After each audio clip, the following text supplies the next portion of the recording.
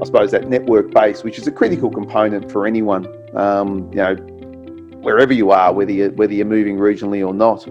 But in particular, one comment I'd make is that moving regionally, certainly, who is a very large part of any regional sort of community, and it's been a significant element of what I've done here since I've moved up here, is building that network and getting to know people and understanding where things are to be able to then find myself that future opportunity, which I was fortunate enough to find. Hi, I'm Renata Bernarde, and this is the Job Hunting Podcast, where I interview experts and professionals and discuss issues that are important for job hunters and those who are working to advance their careers. So make sure that you subscribe and follow, and let's dive right in.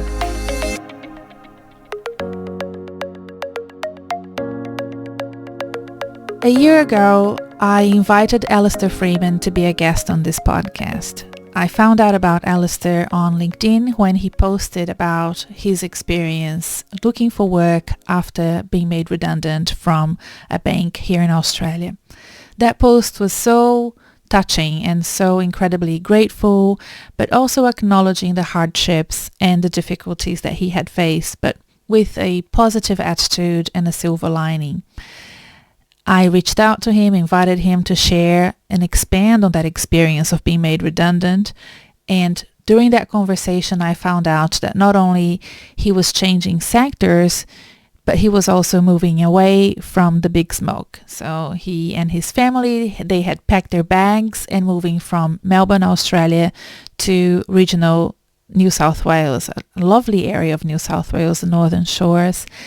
And I then made a mental note that I wanted to catch up with him a few months later. So a year later, we catch up again to discuss what he had learned from that move and any recommendations and advice looking back. What would he do things differently? Would he make things in a different way? And also looking forward, and how was he adapting to his new life? How was his family adapting to his new life? I feel that COVID has made an impact on professional life and lifestyle and our opportunity and possibility to work remotely. And more people will be able to opt to leave expensive urban areas like Melbourne and move to more not only affordable but really enchanting lifestyles like the one that Alistair and his family are experiencing. So without further ado, here is Alistair and I chatting about his life a year from moving away from Melbourne and moving into a regional town. I hope you enjoyed this chat. It was lovely to catch up with Alistair again, and I love where he lives, so I hope one day to be up there having a coffee with him by the beach. Enjoy the chat. Bye for now. Hello. Hi, how are you? I'm well. How are you going? I'm good, Alistair. So nice to see you. Let's do this. Okay. I am very jealous of you. I wish I had thought of moving away from Melbourne and going to tropical paradise a year ago like you did. Yeah, well, it's funny how it all works out, Renata. It's it was a move we had planned for a fair while, and it's just amazing the way things work out. You plan for things, and yeah, we're just lucky that things fell the way they did. It just goes to show, I suppose, that when you plan, yes, you end up with a good result, and yes. Yeah, it's been no looking back, really. So this is the reason why I wanted to catch up with you again, because last year we had a chat around this time last year. Yep.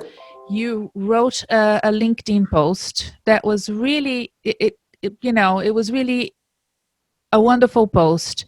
It was sent to me by a follower of this podcast. And I read it and I said, I need to interview Alistair. It was about your redundancy from NAB. Yep. And sharing your experience and how you felt and how you dealt with it, and being very generous with your sharing of the stories, but very positive as well. Yep. And then when we were talking for the interview, I found out that you were moving away from Melbourne. I didn't know that. It wasn't on the Yes. post. Yeah. And I was really intrigued by that. So now COVID happened, and a lot of people have had that idea. So Yep. you are, the forefront. You're opening up Yeah. this discussion really in the podcast for many people that are following in your footsteps. And we interviewed recently Liz Ritchie, who is the CEO of the Regional Australian Institute. Yep. And she's very busy. She's very busy.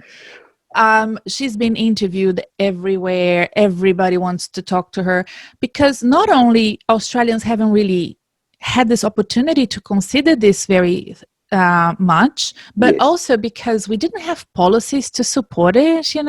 We didn't have the infrastructure or jobs much. Yep. The opportunity to work remotely. Now we do. Correct. How was it to move to regional New South Wales before COVID, without all of that fanfare that we have now in the So news? it's been interesting, Renata. We were fortunate. We moved because I knew I was getting the redundancy. We actually it was about 2 years ago now that we came up and looked at houses up here. We decided a year prior that we wanted to move here because I knew the redundancy was coming, and so I was in a fortunate position compared to most people in that I knew what was coming for me just because I was in the program that was doing that piece of work.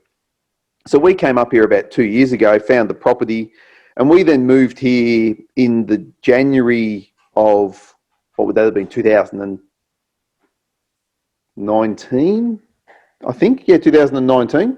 And then I left the bank in September of 19. So I had 9 months of working remotely while still with NAB. So I actually experienced the remote working phenomenon,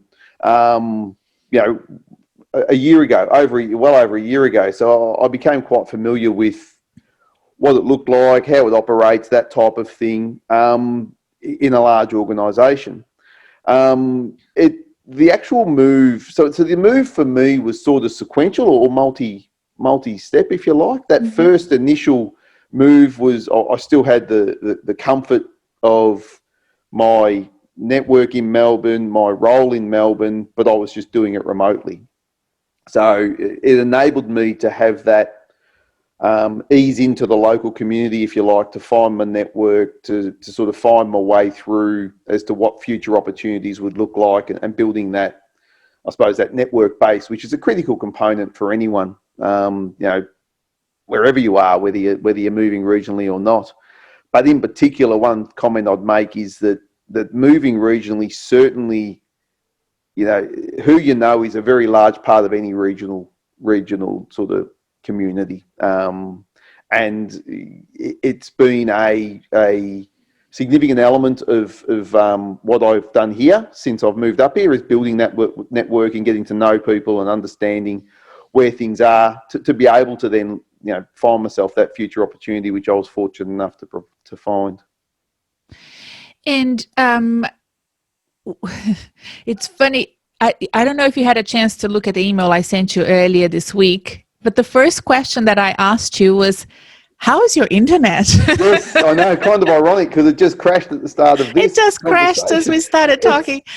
And it's actually been awesome. That is a problem. So I was explaining to Liz, I don't know if it made it into the podcast. I said, Liz, I catch up with my friends in Melbourne, and we've been doing this for years. And we sit at a coffee shop in Brighton or Elwood, and we sit down and we discuss how we're going to move to the regions one day, like, those sort of hipsters, Melburnians that will one day move to the regions, but we need to be careful about where we go because of web. Yeah, well, so it's funny though, because we're in a state here that's all sort of each property's got a few acres to it, but we're on NBN. Our internet's been great. The little blip this morning was one of the first times I can remember it ever sort of crashing on me. But the actual, and this is the interesting bit for me about about selecting a regional location. You need to have your list of, what are the items you need. So we wanted an airport to be able to get back to Melbourne. We wanted a hospital, naturally. We wanted a university for the kids, good schools, good sort of infrastructure around things like the internet and the like. So there's all those things that you want to sort of tick off. And we're fortunate. We're only 15-minute drive out of Coffs, so out of the main town, out of the main city. But we got State Forest right behind us. It's a beautiful, and then 5 kilometres to the beach. So it really is a beautiful area that has all the infrastructure, but you're able to get away from it a little bit only by driving sort of 15 minutes away. Yeah. And that's a really important aspect for anyone looking to make the movies. What are your big ticket items that you must have in terms of, I know my wife misses, COVID's obviously impacted this, but she misses theatre, so being able to go to see theatre shows and the like, and that's one of the compromises. Now we all do. Melbournians miss theatre as well, let me tell you. Yeah, that's the other bit, isn't it? That COVID has exacerbated that. Yes. And in terms of where you are now, which is the northern New South Wales region, this week, coincidentally, earlier on Monday, there was a Four Corners on ABC, which for people listening overseas is a 60-minute documentary. It's very, well researched about the region and showing people that have businesses in the region in real financial distress and really struggling to hold on to what has been a very prolonged crisis. They thought was a few months, and now it's going on and on and on. How is the community coping around you? It's an interesting one. So there's certainly, with such a heavy reliance on tourism in the area, there's a significant pressure on a lot of people. There's a lot of job keepers being heavily relied upon up here through COVID, just because of the impact on tourism. We're seeing, and I work in a not-for-profit organisation now, and we are seeing an increase in demand for our service, and that's it's a positive that we're able to provide that, but it's a negative that the community has to rely on us as significantly as they do. And that's everything from domestic violence through to other elements of support. So we are seeing pressure on people in the area, but also in saying that you're also seeing a lot of positive attitudes. So business owners I know are finding other ways, to manage through the crisis, and the pivoting, if you want to use sort of modern, contemporary vernacular, sort of changing their business structures to other elements and things like that to find a way through. No different to urban settings, probably just looking at alternate ways of continuing to keep themselves going, and some people are doing well through it. And the nature of the beast is thank goodness for JobKeeper, and whilst we're in the position we're in. Yeah. Another piece of data that I wanted to cross-check with somebody on the ground is this idea from the this information from the Regional Australian Institute that there are 40,000 professional jobs available in regional Australia. And that's in addition to other jobs that are for, let's say, tradies, blue-collar work, and that I think the total is over 100,000. I can't remember the exact number. Do you see those jobs advertised? Are you aware of them where you are? So it's an interesting one. So, and this is where you've got, regional Australia is so diverse, right? As I say, the industry, this area is a very high services and tourism area. If you talk about professional work up around this part of the world, a lot of professional work in aged care, in healthcare, in your not-for-profit type organisations. So a lot of that type of professional work, but certainly the demand for those sorts of roles is significant up here. And then if you move inland to sort of your New England area, you'll have a different sort of demographic of work available for professionals and the like. But certainly, there's plenty of roles being advertised. Like, you sort of get things pop up from LinkedIn and Seek all the time for roles up around here. Okay. So there's certainly, as I say, regional Australia is very diverse. I think for me, anyone considering a move to regional, an element of it needs to be, well, where do I want to go first off, and then build off that, But it's actually that first step is actually, as I said earlier, picking the rocks in your must-haves in terms of what the move looks like and why a move to, Byron or Coffs or inland to Tamworth. What would be your key elements that you want, and then build from there. And Alistair, of the network that you're building around you, do you know of people that are working remotely? Yes. So you've got quite a bit of that. I have an interesting anecdote to share with you, and I'm not going to say who told me this. It is somebody who is now working remotely, and it's a job that can be very well done remotely. And he just found out that one of the colleagues that he works with very regularly was never based in Melbourne. There you go. It's the person was based in Byron Bay and has been there for over 10 years. Yeah, it can be done, Renata. It's amazing. It really is. It's not. And I think, again, moving to regional Australia, you start to see more of that. And being in Melbourne or Sydney or any other capital, you're used to your network and you're used to all your colleagues being nearby. And you don't give it a second thought as to where someone may be when you're speaking to them on the phone, etc. But you move to regional and all of a sudden you do encounter people who have been doing, for a decade, doing remote work and doing it quite well. Mm-hmm. And even up here when we had the wave 1 lockdown, talking to people subsequent to that, it actually gave them an opportunity to connect with.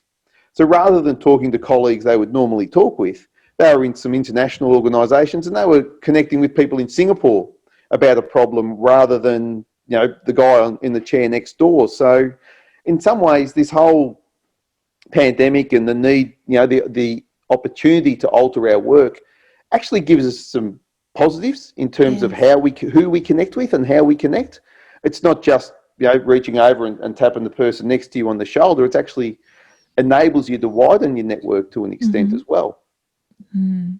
So I have seen people on my Facebook and Twitter buying property without even seeing it, and getting all the permits to then go and see it after buying it, because you can't get out of Melbourne. So it's really amazing to be doing that.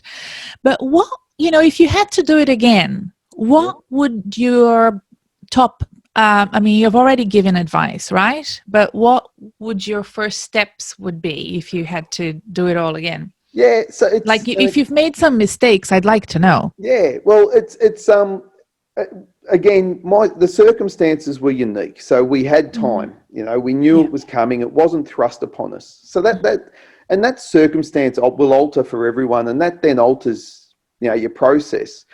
But to me, what worked really well for us was certainly the planning aspect. So we planned well out. We had made the decision a year earlier. So we set about readying the place down there for sale. We'd been holidaying here for years, so we knew it was somewhere we always wanted to move. Mm-hmm. Then going through the process of working out, well, where up here? Because it's a fairly expansive region. And we nutted down where exactly within the area we wanted to move to. And knew within that pocket that's what we wanted to find, a property within that pocket. As I say, so we knew the area, number one, knew the pocket that we wanted to buy in, number two. Number three, knew we had a timeline to set about planning towards that timeline. Then made the move up here, and again, very fortunate that I had the support from my peers at NAB to make the move when I did, and still work and be able to work remotely. Like, that's something I'll be forever grateful for. To then be able to make the move up here, have that time up here to build a network, to settle in, for the family to settle in and to then go about finding work. So if I look at it all as a process, we had items to tick off, get the house ready, work out where to go, which we knew, work out where up here we wanted to move, which we knew, get the house ready, sell, buy, move, find a new job down the track.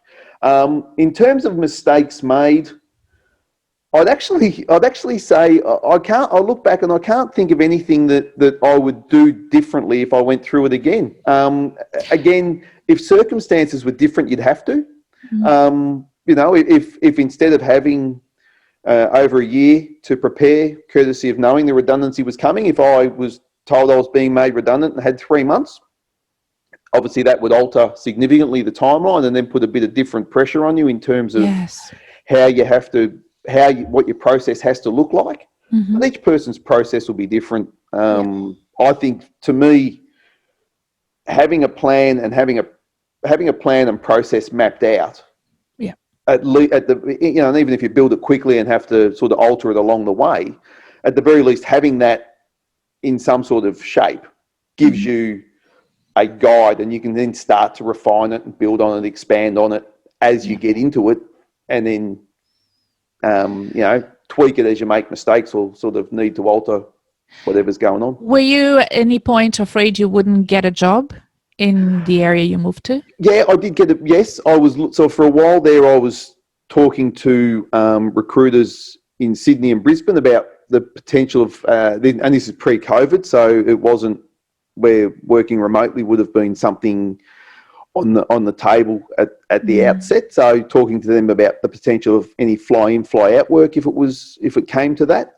Because I knew the area, I built the network, but I also was wanting to do something. I was really wanting to hone my project and change skills and finding a work in that sort of space. And that's not what is, the mainstay up here in terms of the you have to be work. Keen to adapt to the region that you have chosen. So you have different priorities when you're moving, right? Yeah, so that's right. There is no big bank for you to work. No, that's exactly right, Renata. Yeah. So, but I wanted to. I was deliberate that I wanted to get into project, the non-profit change type work. Yeah, and a not-for-profit was something that I had also wanted to get into. And it was just quite fortuitous that this role came up. And this role was actually originally going to be based in Armidale, which is sort of 300k inland. But they were open to me, and this is again the interesting bit about regional Australia, regional and especially regional New South Wales. Like our organisation, our footprint would be maybe half the size of Victoria in terms of our geography, maybe a bit less. We're from down at Taree up here, the Coffs, inland to Inverell, Glen Innes, Moree. So we've got quite a large footprint. So head office was in Armidale, so they were quite open to having me based out of Coffs because we have such a wide footprint. So I was very fortunate that the role came up when it did. Timing was right, and it was the sort of role I was really wanting to get into. So, and it's been a terrific learning opportunity for me. Completely new industry, and quite exciting. Good. Alistair, for those who may be keen to move to regional areas to have to live with a smaller budget, is it possible, or is it just a dream and you end up spending more because you're in a regional area anyway? Well, it's an interesting one. You don't have, if you think about working in Melbourne, you don't have Mikey, you don't have E-Tag, you don't have to pay for parking. I go and park all day in the CBD here for free. There's sort of 3 floors of the car park area that's free if you're there for all day parking. So you've got all those little savings there. Obviously, wear and tear on the car. You're not travelling as far, so using less petrol, less wear and tear on the car. But then on the other side, you don't have a DFO to go shopping, so you're not getting the sales and that type of thing. I would actually say it's a simpler way of being in a lot of ways. It's just it's just a more, it's just a simpler way of living. Yeah. And also environmentally, like we're, being here on the mid-north coast or north coast, you've got, it's just naturally outdoor weather. So you're out and about doing stuff. You're not inside, maybe, getting takeaway or downloading videos or whatever it is, because you're actually out and about, because it's just such a lovely part of the world to be, with the surf one side of you and rainforest the other. Oh, rub it in, Alistair. That's all I need. I should be careful with what I'm explaining to people, but it really is. I mean, I'm not a spokesperson for the Coffs Coast, but it really is such a beautiful, beautiful part of the world, Renata, and it just lends itself to you being out and about and doing stuff, and naturally just, it just. So I would say budget-wise, I don't do the finances, my wife does, but I would say we're spending less, I would assume. And in terms of, the social professional network, do you miss that? I miss, so the bits I do miss, and this is, I think, something for anyone who's working remotely or in a smaller organisation to what they're used to. You do miss that, that sort of that collegiate connection when you get when you're in a large organisation. I was just reflecting on it before this conversation. Like you'd be walking through Docklands and you'd see someone you hadn't seen for a couple of years, and a quick bump in, a quick chat, and they'd be catching up for a coffee, and that sort of stuff is really, it's going to be hard when we get to whatever the new normal looks like, irrespective of regional Australia. Yes. That's actually something that we all have to grapple with as to how that's going to continue in the future. Yes. Particularly if offices aren't going back to 100% occupancy in the for the foreseeable future. I think even if you are in Melbourne, you're going to miss that. I think it's not going to. Renata. And I think that's the big part is you've got it. We are in a changing. A changing way of living, and what it does mean is you're very not purposeful, but no, you are. You're purposeful with your intent to connect. So maintaining connections with people. Having moved here, maintaining connections with people has been very important for my wife and I, but also for our kids. As they've developed new social networks up here with social media and internet and that type of thing, they've been able to maintain their connections with their friends from Melbourne. So it's been a real, you need to be purposeful about it and ensure you keep it, because it could so easily drop away. And it is something that is really important to keep. So it's something that I've missed, yes, but it's also something that I've been deliberate about maintaining connection with people where I can. And Alistair, have you received calls or inquiries from friends and family about how to move to regional areas? Are people interested to do what you've done, or is it just me? It hasn't been. No, there have been a few people who've seen what we've been. You see it on Facebook and that type of thing, and think, "Oh, that looks wonderful. It looks fantastic." But the couple of comments I've had recently have been how brave, I think was one word used, or courageous, to make a move like that. So a lot of people kind of see the connection to family, friends, acquaintances in their network around them as being, and particularly where they've got kids at the age, my kids are, something very, people are very reluctant to shift or break. And I get that. And there certainly is and was risk in moving with kids at the ages our kids were at. But thankfully they've settled in beautifully. It's one of those things. I've talked to other people where they've made the move such as this, and their kids haven't settled in well.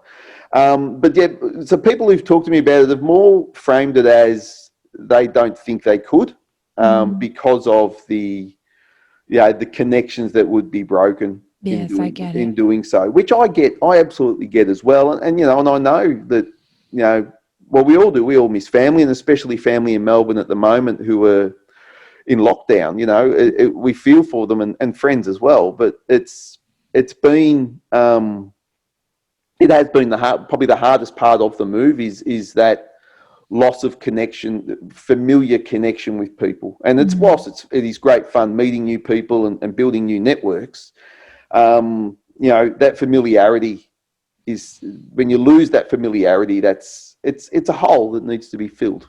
Oh, but it will. I'm saying this from experience. I moved all the way across the world to be in Australia. And that's the bit, Renata. People have been doing it for a long time, haven't they? And it's tough though. Different. It takes about, I'd say it takes about 3 years for you to feel completely at ease at your new house and city and everything. And I've got to say one great thing about any move, where you've got children, people sort of look at it and say, oh, moving my kids, I don't want to break their friend networks, etc. It's amazing how quickly kids make friends. And then, that's an excuse. Kids get over it so quickly. And then from them, you then meet, you meet the kids, the parents of their friends, and and away you go. Actually, the kids are an easier way.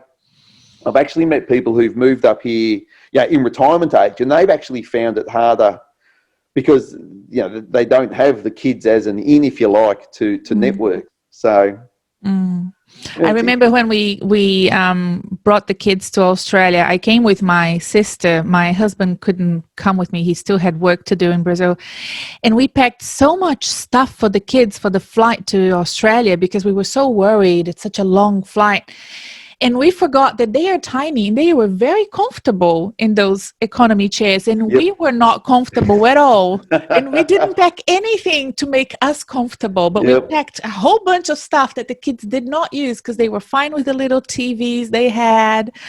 And I'm like, okay, this is, I'm just putting too much energy into making them happy when they are completely fine. And they're on an adventure, it's funny the way, we do put some of our own concerns onto our kids, and as I say, my two boys have settled in so well. It's been a real, and in some ways, it's enabled them to do extra. It's opened up new things for them, which has been terrific, so there's positive in everything. You just got you keep at it, and there's positive in everything. I think anyone making a move regionally will find gaps and you've got to be ready for those gaps and know that they will exist, whether it be, the fact that Uber Eats doesn't exist here, or we don't have the breadth of restaurant to select from that you maybe have in Melbourne and that type of thing, but that's, or as my wife with theatre, you don't quite, and COVID's obviously,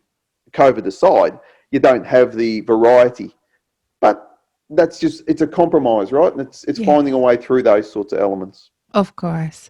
Alistair, I'm so happy that we got to catch up again. And I think next time, hopefully, I'll be able to get out of Melbourne and we will have a coffee. That'd somewhere. Be great. Well, my next door neighbour is a coffee roaster, and his coffee is absolutely fantastic. Really? If you ever get a chance, we'll get up here and have a coffee. That'd be fantastic. Will do. All right. Thanks so much again. Thanks, Renata. Thanks for your time. Bye. Bye-bye. I hope you enjoyed this chat with Alistair, and if this is the sort of content for you, don't forget to subscribe wherever you found this, and also sign up for the newsletter. There's a link in the episode show notes, or you can go to my website, renatabernarde.com. You will receive this podcast every week in your inbox, but together with some articles and other content that is of importance for job hunters and career enthusiasts. Bye for now. See you again next week.